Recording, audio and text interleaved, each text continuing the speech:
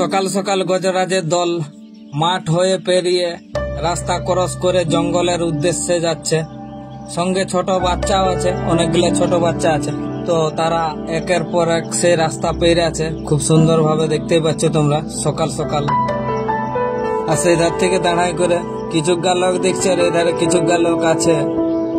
একদম খুব সকাল সকাল পেরে আছে, আর কুয়াশায় ভরে গেছে চারদিকটা।